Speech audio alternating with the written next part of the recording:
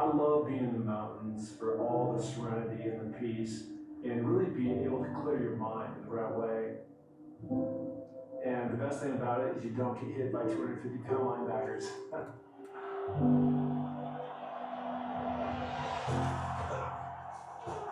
I got drafted by the Los Angeles Raiders, and I can remember going down to our first spring training. Jim Plunkett was the quarterback, Marcus Allen was the running back, Howie Long was the D lineman, Lionel Tatum, all these legendary guys I'd seen 2 years ago in the Super Bowl. And I said to myself, if I ever died, this is what heaven would be like. I played in the NFL for 5 years. In the very end, I got cut, and I just knew it was my time to move on and do other things. Life after football has been a journey. I started a company, and then I got married, and we had kids, and years down the road, I ran into a very difficult time. I was going through a separation with my wife, and it was just a very lonely place. And so I kept asking the question, how did I get here? And one day I changed that mindset to, what am I going to do about it? I decided to become the first NFL player to climb the 7 summits. The 7 summits are the 7 highest peaks on each continent. I did the first one, then became the second, then the third, and then some momentum started to happen. And the next thing I know, I'm more than halfway there, and we've got 3 to go, which are Denali, Mount Everest, and Vinson.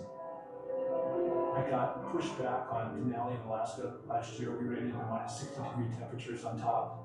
And so my life and limb and fingers and toes were more important, so I'm going to go back again next May and attempt that mountain. I get butterflies when I first get to the mountain, just like I did in the NFL. You get up in front of the mountain, and it's pretty intimidating. You know, it's staring down at you. There's got a lot of dangers up there, and you don't know exactly what you're getting into. But as soon as you start taking that first step, then all the flies go away, and you're ready to go. The whole thing with all of us that we need to do, those guys that played in the NFL, is to go out and just rechannel that same effort, that same energy into finding something that you're really purposeful about. Those things that are going to get you out of bed in the morning. And I'm so glad the mountains have done that for me. All right, guys, how we doing? Come on now. How we doing? All right, that's what we want to hear. First of all, Coach Fish, thank you so much for having me out here today. You know, for me to be a former player, Husky, playing all these bowl games like I was able to do, and then come here and talk to you guys today is a big special moment for me. So I really appreciate that more than you know.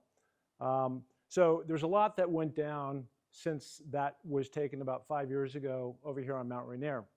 And the cool thing about me growing up, I went to Roosevelt High School about a mile from here, and every day, not every day because it was rainy and cloudy like it is today, but when I saw Mount Rainier, a lot of very famous mountaineers cut their teeth on that mountain and then later went on to climb Mount Everest. And more than anything, it really made me see what is possible that is out there, really making the impossible, which it was for a long time, possible. So let's go there. So I want you guys all to think about this. I want you to picture yourself. You're on top of the world. You're snowblind in one eye. You haven't eaten in 3 days. You're running low on oxygen. And your Sherpa is now starting to go back down the mountain. And I'm looking around going, how in the hell am I going to get off this mountain? Well, that's exactly what happened to me on May 22nd, 2021. What many people consider the pinnacle of success, I was absolutely miserable. Miserable.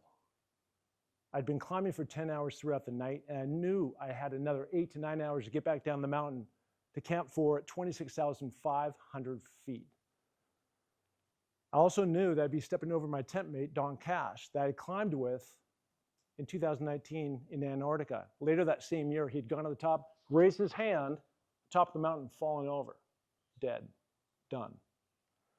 Thing about these types of mountains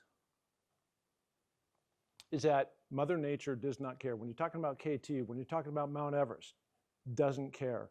It sounds cute, beautiful, Mother Nature and all this stuff, but when you are 4 to 5 miles above sea level, any kind of change in barometric pressure or wind change can be absolutely deadly and devastating. And that's also one of the reasons why Mount Everest is the ultimate teacher, okay? You guys have to be locked in, absolutely locked in at all times. Now, what you're looking at this is something called the Kumba Icefall. There's ladders all over that you have to cross because there's these big-ass crevasses that you have to get around, right? This is your typical ladder that you get down at Ace Hardware store. And so the Sherpas took this ladder, they tied it together, laid it down, and so now I had to cross. I had to cross many of these types of things. Super wobbly. My boots have crampons, which are 3 to 4 inch spikes, and it's wobbly. And again, if you're not locked in, if you are not absolutely locked in beyond fatigue, it can have a very devastating effect. And a lot of guys have ended their summit bids, if not die, by falling down into these crevasses. But before we get there, this is something, if you guys hear nothing that I say today, I want you guys to really pay attention to this. This is called the Pyramid of Success. I know Coach Fish knows about this. So this was invented by a guy named John Wooden. John Wooden was a head basketball coach at UCLA about 100 years ago. But if you can think about this, March Madness is going on right now, right? Super exciting. This guy at UCLA won 10 NCAA championships in a row. It's unprecedented. My coach, Don James, I just saw his picture out here on the tunnel.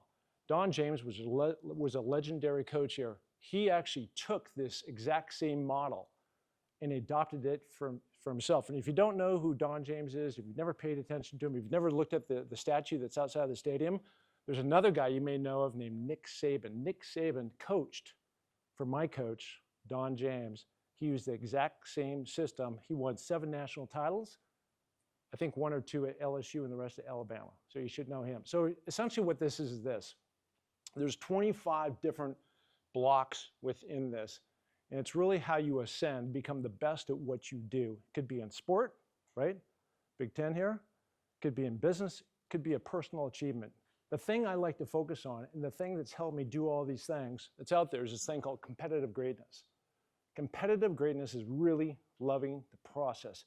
I love playing football, man. I was out here all the time. First guy to show up, last guy to leave. I love the process. You should not be results oriented.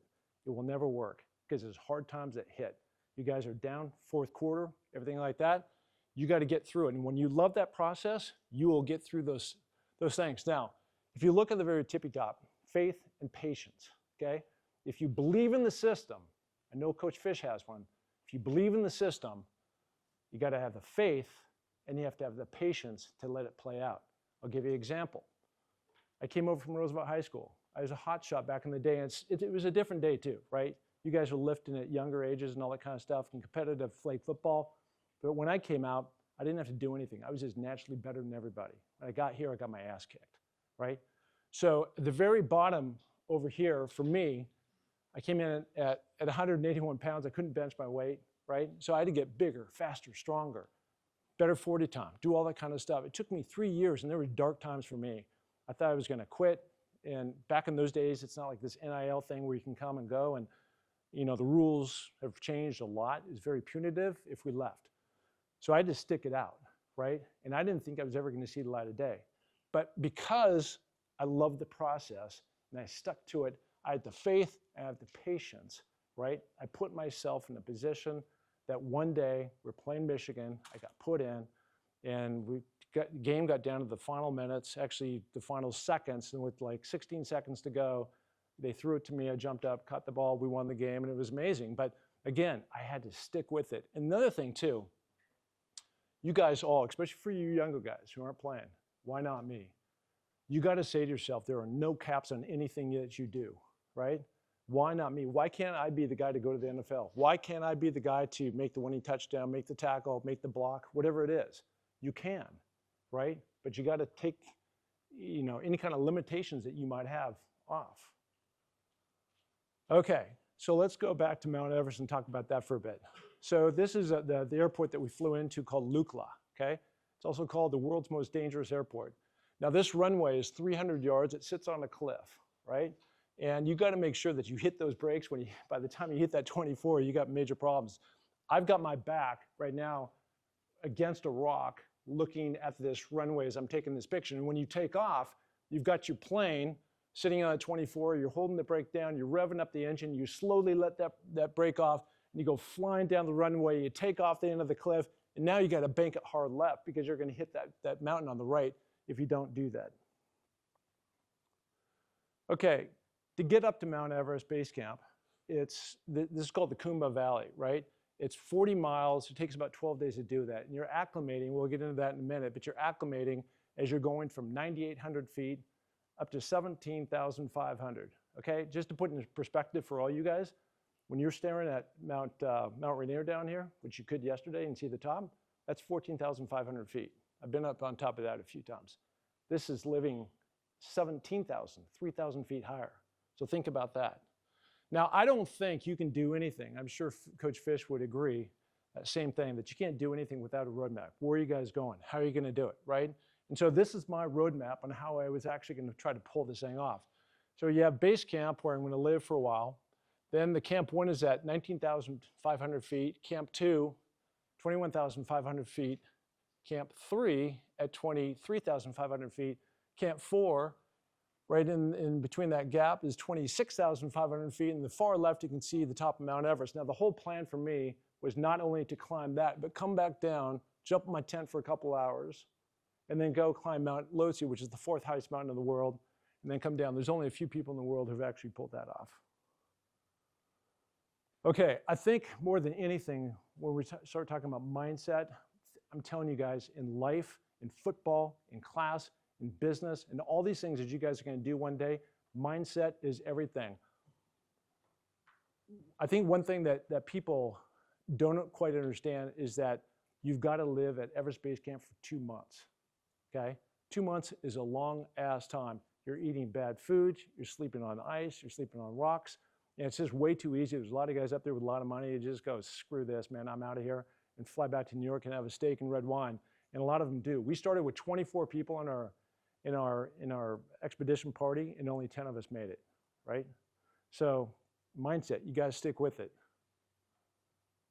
The Kumba Icefall. Okay, right outside of Everest Base Camp at 17,500, you have to go through this. I went through this thing actually 6 different times. This is about as terrifying as it looks, okay? There are 30-foot ice blocks that you have to navigate through. On the 6 times I went through, I never went through the same route because they would collapse, right? So when you go through, it's at 2 o'clock in the morning, you've got a headlamp on, you're making your way up, you're climbing 2,000 feet straight up, and you've just got ice cracking underneath your feet and everything else. So you got to move as quickly as you can so you don't have one of these ice blocks come down and take you out. And there's been a lot of people who have died in this thing. Okay, acclimating on Mount Everest. Okay, question is, why are you there for 2 months? There's 2 reasons. Number 1 is because what you're trying to do is build up red blood cells in your system. Red blood cells carry oxygen around. So the higher you go up, there's a third less air. So imagine you guys out there, especially you linemen, are out there with a bag over your head, right? And how difficult that would be to breathe. And that's what it's like the higher you get up on the mountain. So you're trying to build more oxygen, these red blood cells in your system so you can survive. That's number 1. Number 2 is because the jet stream sits on top of Mount Everest most of the year, except for, you know, a few days here and there in the spring and the fall time. And so you're waiting for the jet stream that blows at 225 miles per hour to rise above, so it gives you relatively safe passage so you can actually attempt this thing. So for me, that was going to happen in late May, and then you can do it again in the fall. To me, there's really 4 pillars, and it had to do with, back in my football days, has to do with mountain climbing, it has to do a lot with things that you do in life. And those pillars are the reliability, connection is really communication, intelligence, and resilience. Okay, so leadership too. I want to talk about that really quickly. I know that Coach Fish is a great leader, and he's been able to do some amazing things, and you've seen that on the football field with you guys. But of course, the leaders always have to set the standards, actions over words, and everybody needs to be accountable. And I could go much further than that, but I know we're going to be a little bit limited on time, so I want to get through this and talk about some of these other things that are super important. Whoop. Okay, reliability. To me, that's really 2 things. You got the reliability on your teammate, on other people, and reliability on your equipment. Your equipment might be your helmet, your shoulder pads, your cleats, making sure they don't slip, and so on and so forth. In the mountains, what we do is we have this tool right here. It's called a Jumar. This is my lifeline, right? As I'm going up, and you can sort of see it as well. It's hard to see, but there's a harness that I wear, and this is tethered on a cord to my waist. And what I'm doing is I'm reaching down, and this only goes in one direction, all right? This is going up steep slopes. It only goes one direction. It helps you pull you up. So you're doing all this movement as you go up. If you happen to fall, you happen to slip, it's gonna keep you attached to the mountain. It only goes one direction. And what it's attached to is 2 ice screws, or a fixed line, which is attached to 2 ice screws about 100 feet apart. And it's like this all the way up the mountain. And so in part, it helps you keep you connected so you don't fall off. And when you have reliability, you're gonna build trust, and trust is gonna build results. Results is gonna build sustainability for anything that you guys do out there. All right, let's watch this in play. Can you help me out here? There we go. There's Mount Everest. You're seeing me between Camp 3 and Camp 4, 25,000 feet. What's helping us get the mountain safe? Going across the yellow band right now. And then the goal object is also called Nazi, which is right there. You're in uber steep.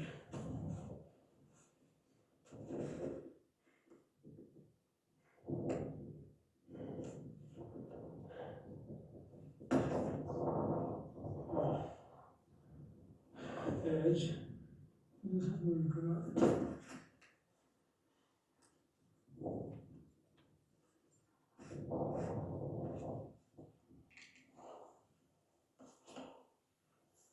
Ooh, I'm out.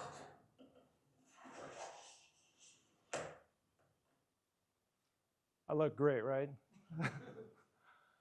All right.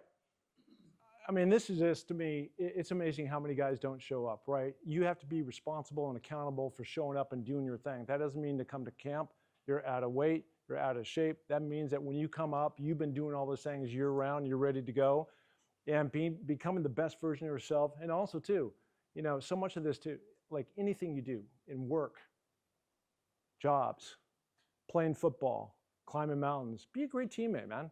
Be a great teammate, right, to others. Help other people. It's amazing how far you can go and that great energy you can bring when you do that. All right, connection to me, it's one of the pillars, is really about communication. I'll give this great example with the Raiders, who I played for, right?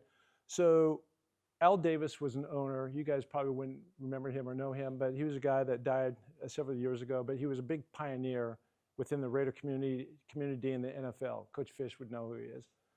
And he had this thing, his motto was called commitment to excellence. It still is for the Raiders.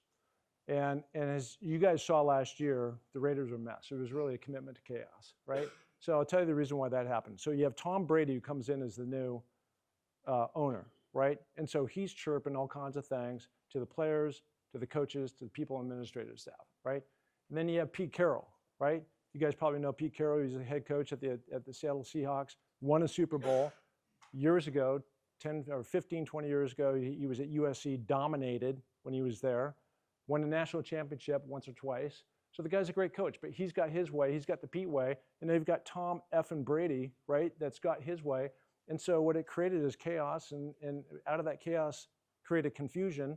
And as a result, the net result is the guys took last place, and now they have the first pick in the draft, which is great for them, but it's not the way to run an organization. So communication is key, and making sure that everybody is on the same page. Now, intelligence, you know, you can spread this across.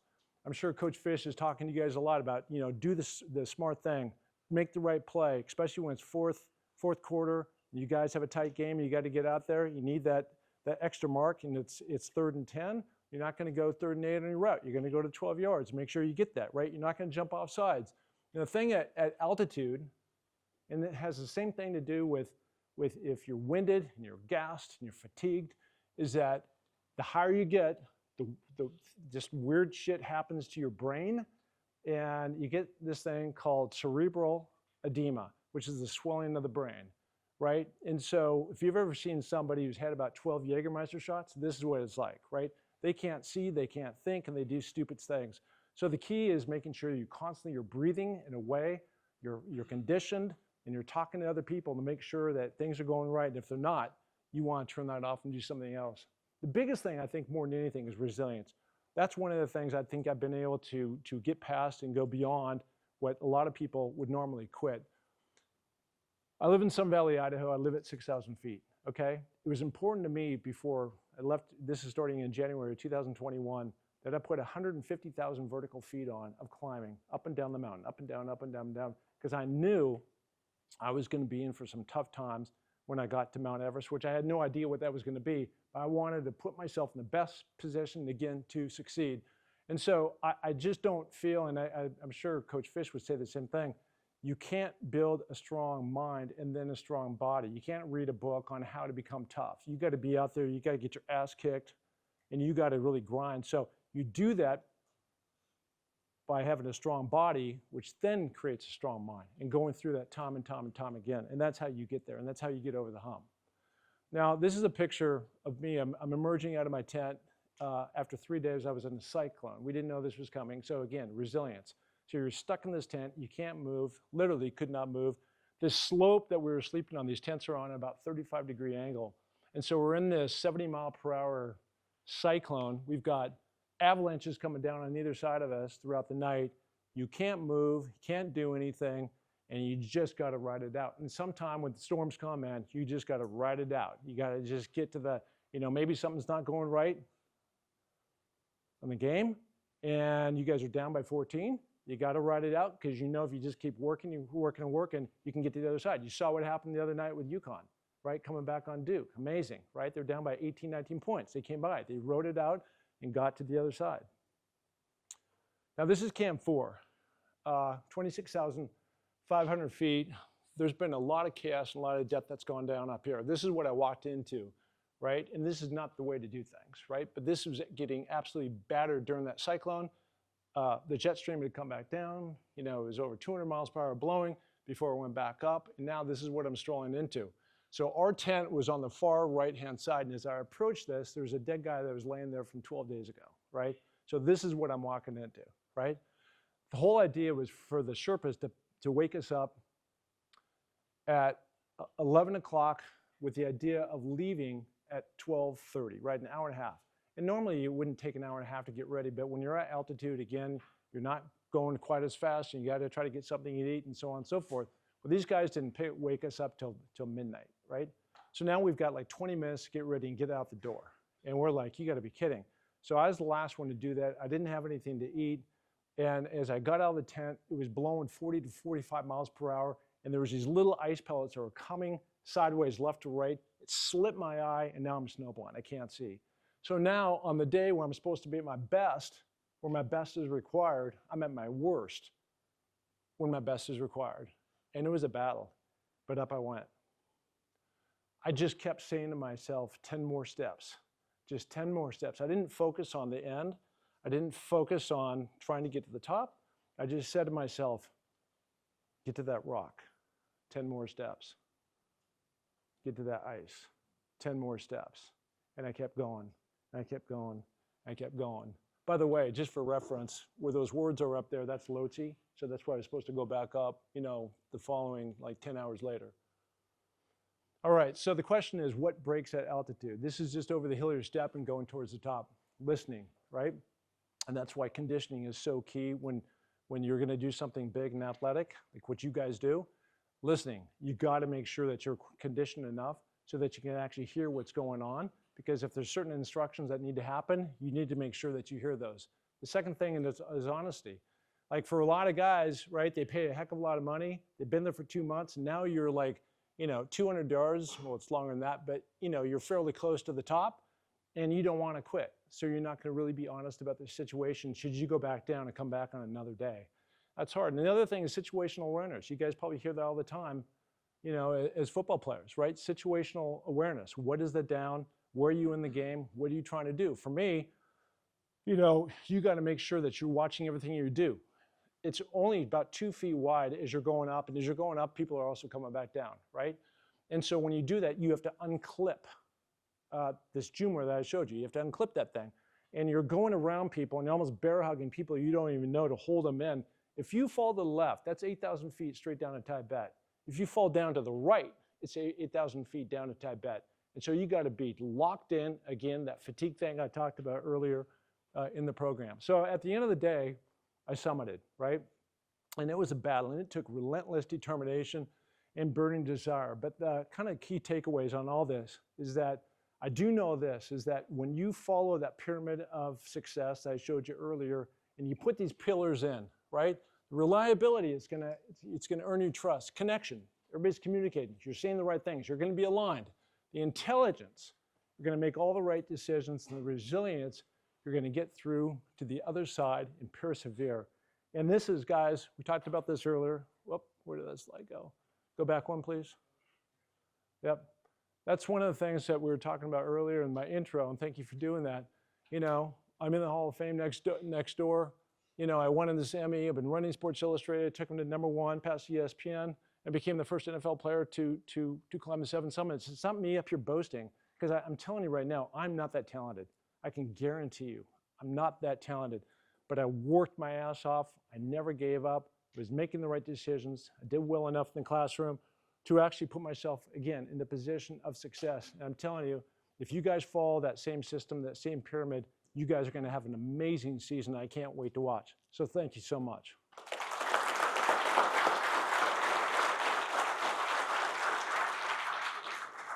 Go ahead.